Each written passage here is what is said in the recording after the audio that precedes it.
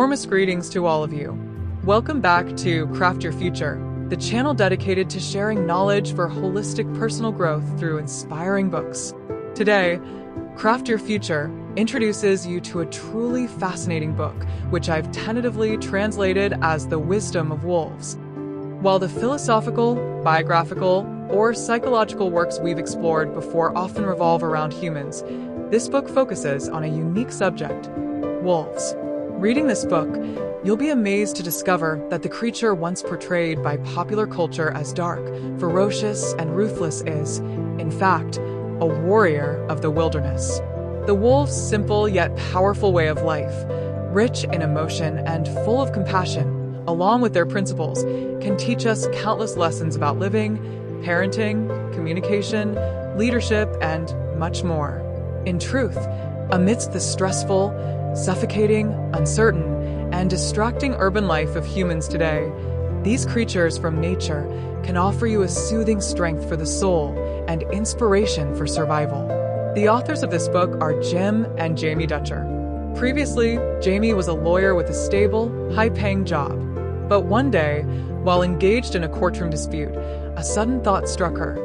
Why am I spending my days dealing with deceit and the complexities of work, arguing and calculating with others? Is the meaning of my life really limited to this? So, she made the bold decision to abandon the career many dream of and applied to become an intern at a wolf sanctuary in Indiana.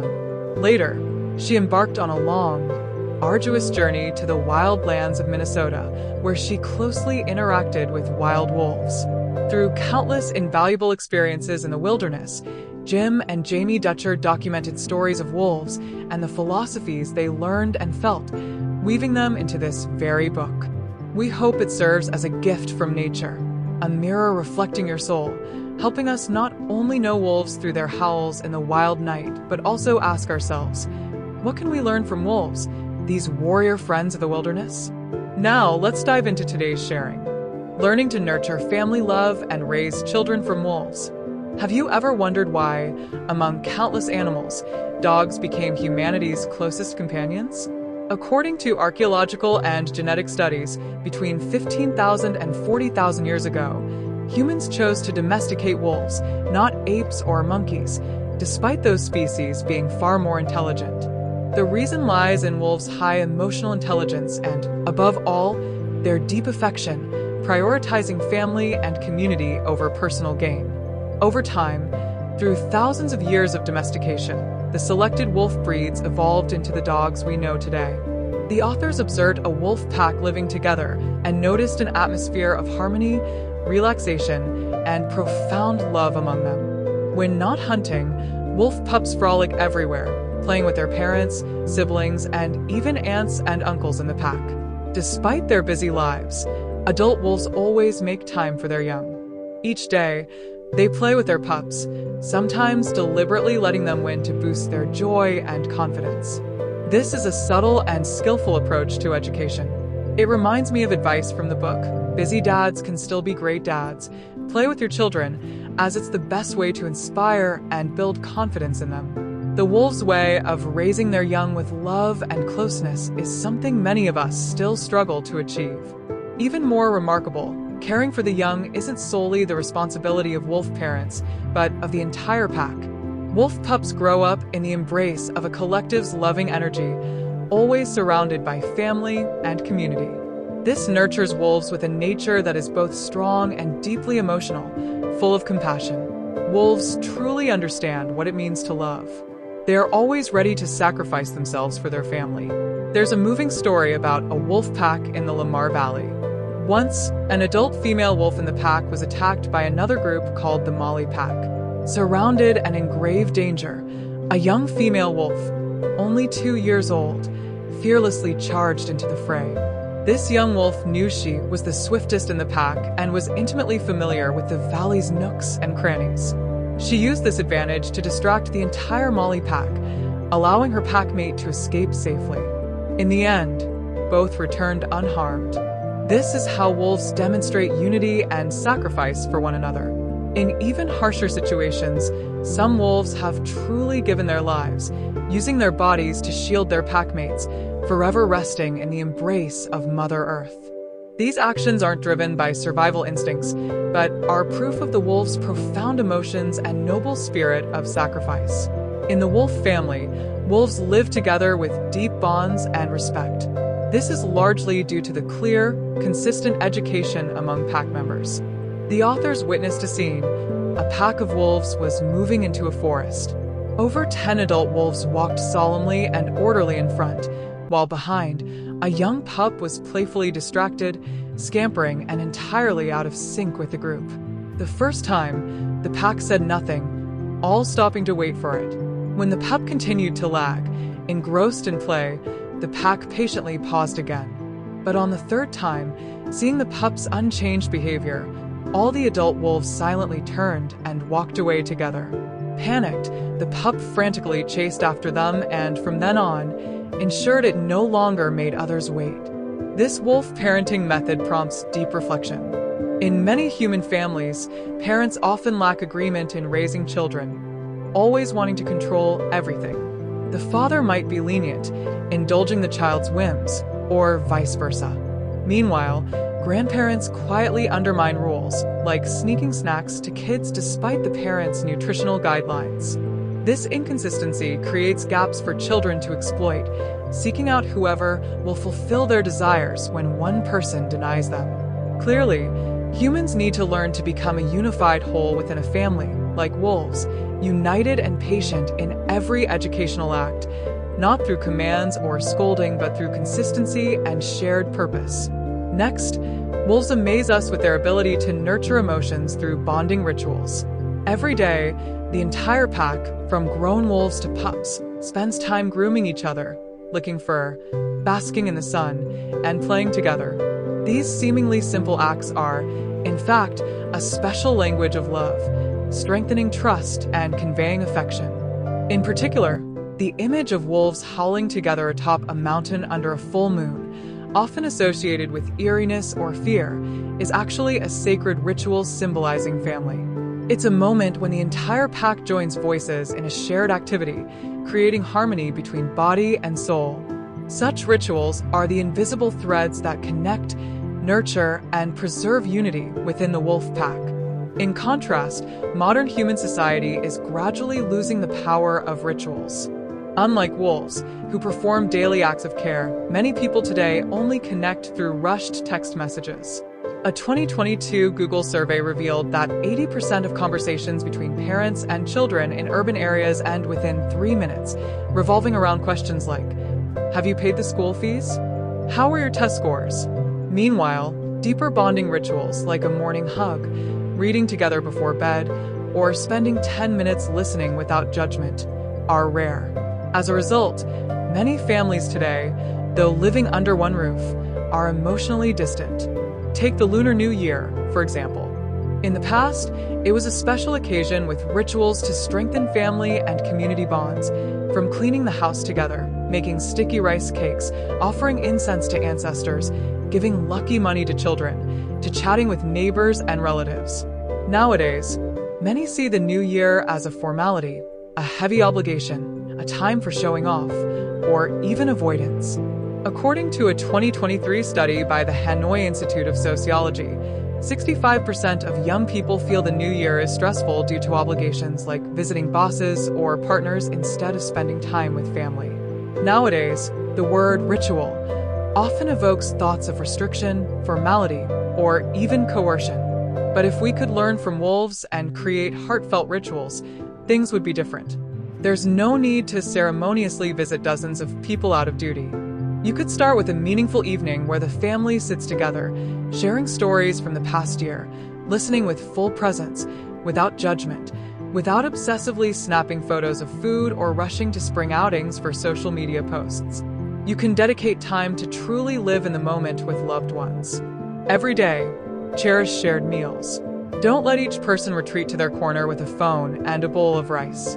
Social studies show that families who eat dinner together at least 4 times a week have a 30% lower divorce rate and children with 40% fewer psychological issues. Sit together, savor the flavors crafted by loved ones, feel the love present in every dish, and realize you are loved, nurtured, and truly fulfilled.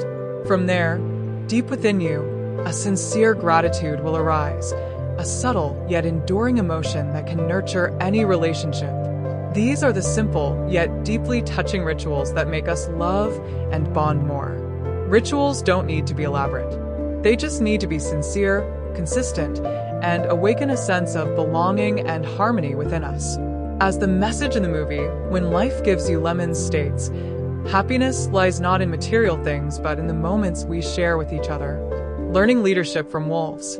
Previously, we misunderstood that animals compete for leadership only to gain mating rights. But this observation only holds for wolf packs in captivity. Wolves in zoos don't reflect the true nature of wild wolves. When confined, with scarce resources, wolves are forced to become more aggressive to survive, creating a rigid hierarchy where the strongest seize power, similar to the big fish eats small fish. Model humans often apply in modern survival settings. However, in the wild, the alpha wolf isn't necessarily the strongest. On the contrary, the strongest often take on the role of leading the way and handling heavy tasks to preserve the alpha's strength.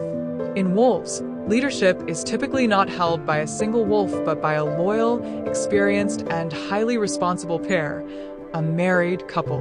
Together, they lead the pack, and notably, the pack often follows the female's final decisions. Why? Because the feminine quality in wolves brings calmness, decisive problem-solving, and abundant compassion without a strong desire for conquest. This is also evidenced by the fact that wolves often bond more easily with women, who share similar traits. A wolf earns the pack's trust and respect to take on leadership through two core qualities, courage and compassion. First, courage, but it must be courage paired with wisdom, upholding the core principle of selflessness for the pack's benefit. Only with such a heart and mind can the alpha wolf act decisively in dangerous, challenging situations, advancing when needed, yet letting go of greed to stop at the right moment. Once, a pack chased a deer to the edge of a cliff. The deer provoked the wolves, ready to leap into the abyss. If driven by bloodlust, the wolves might have pursued to the end.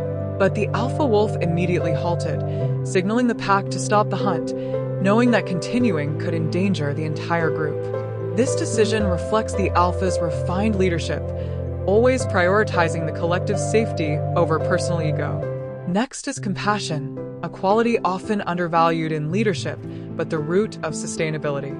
The alpha's compassion manifests in three aspects. First, toward pack members. The alpha treats others with a giving heart. For example, the story of Superwolf 21, a powerful leader, yet gentle with its family. After each hunt, it always lets others eat first while it rests. This earned Wolf 21 the love and respect of the entire pack. Second, in resolving conflicts, the alpha doesn't use power or force to suppress disagreements. Instead, it employs emotional intelligence to listen, understand, and defuse tension. Leading with empathy is the art of wolves. Rarely does an alpha kill an opponent. As long as the adversary concedes, the alpha lets them go. For wolves, victory lies not in elimination but in maintaining order and balance. This quality builds the alpha's credibility. The authors shared an experience from their early days as a guide at Yellowstone National Park. Initially, Jamie would ask visitors, "Where do you want to go?" This led to chaotic arguments. But she changed her approach, confidently introducing and designing the best route for visitors. She said, "I'm the expert, I know this area well, and this is the route I recommend for you." From then on, things went smoothly, with people trusting, respecting, and often seeking her advice.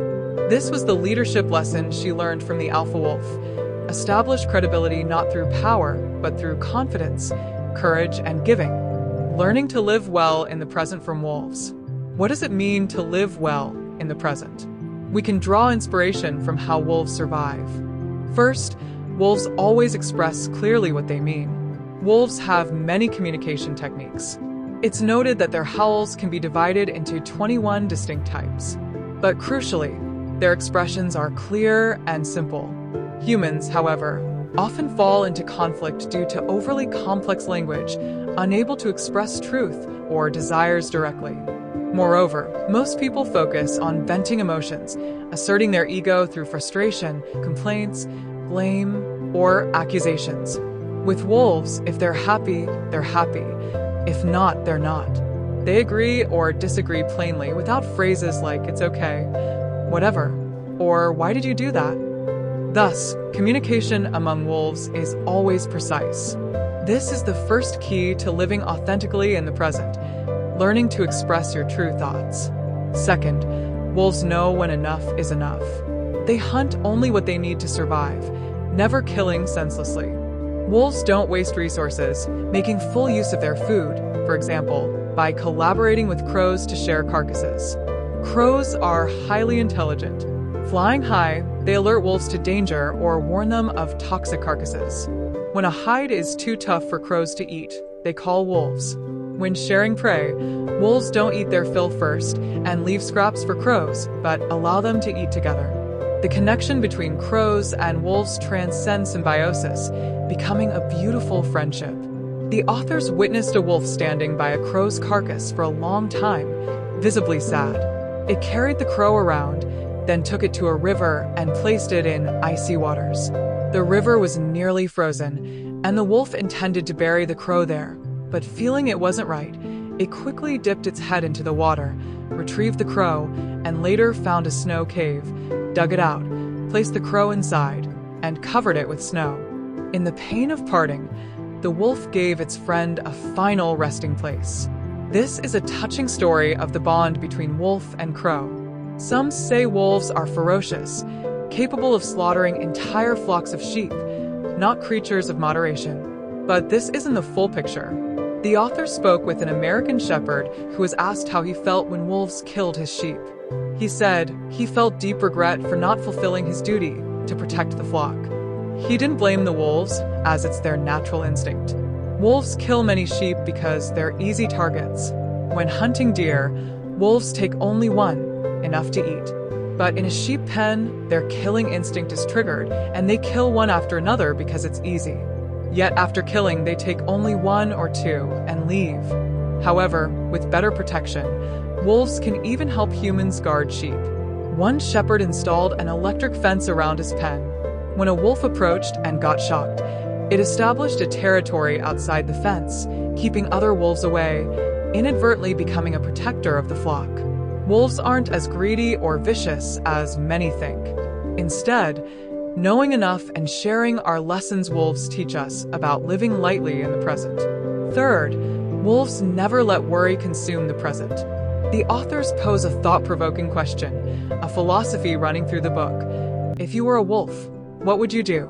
Once, Jamie had to fly from Germany to the US, but bad weather and a volcanic eruption canceled all flights, disrupting 6 months of planning. She was frustrated, disappointed, and resentful. But calming down, a question arose. If I were a wolf, what would I do? This reminded her of her days observing wolves. She never saw them angry or fearful, even after a failed hunt. Did you know? When a wolf fails to find prey, it means the entire pack, its family, goes hungry. Yet, wolves don't panic. They lie down, resting, letting their bodies merge with the earth in quiet stillness, then try again. That moment helped the author release her psychological burden. If I were a wolf, when a flight is canceled, I wouldn't go, just do something else. She instantly felt relieved and focused on tasks at home, like writing her book. Reading this book, I often think of that question and reflect. Have we humans, with our advanced brains, trapped ourselves in a glass cage of overanalysis? Meanwhile, wild wolves live by the principle of existence without possession, fighting fiercely yet letting go peacefully, loving family and community with selfless, primal instincts, silent like roots harmonizing with the life force of Mother Earth. Perhaps progress has made us forget that true wisdom sometimes lies in shedding artificial complexities and negative thought patterns, returning to the purity of our essence. In life, we can't avoid misunderstandings, criticism, failures, or moments of falling short. Sometimes, we're dissatisfied with ourselves. In those moments, ask, if I were a wolf, what would I do? Wolves don't hesitate, dwell on complex thoughts, or suffer. They simply live joyfully and calmly in the present, striving with love. This is perhaps the most valuable lesson wolves can teach us, a lesson about the purity of existence. Thank you for listening to today's video. If you found it helpful, share it with those who need it. Don't forget to give us a like, subscribe, and turn on notifications for our latest weekly videos. Once again, thank you, and see you in the next videos. Wishing you peace on your journey.